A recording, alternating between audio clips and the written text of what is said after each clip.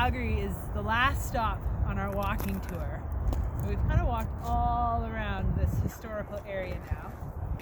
And similar to what Brett talked about at the Reconciliation Bridge, this area where the elbow meets the bow has been a meeting place and a landmark long before Europeans came here. But when the Northwest Mounted Police arrived in Calgary in 1875, this is where they built their barracks.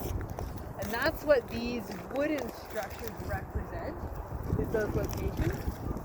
And I think Fort Calgary is so interesting because you look around and it's almost like it's been saved, this area, you know, like it was never developed and it's almost as it was.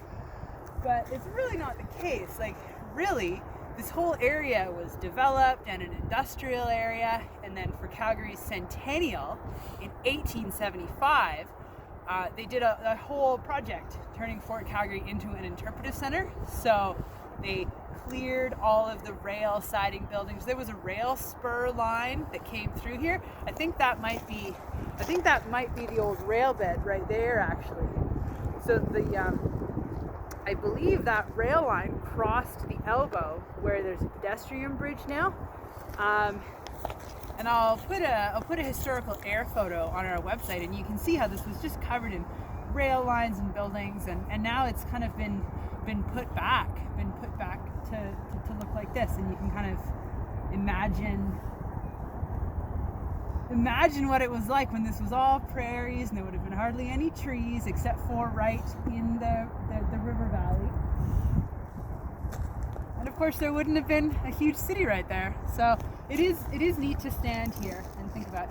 I also think it's neat, Graham, if you look over there you can see the train going by, and that's of course what a lot of the project was here in building this fort, was kind of establishing a European-Canadian presence here in the Northwest Territories so they could build a rail line, and so that a lot of European immigration could start happening in Calgary. So it's kind of neat to stand here.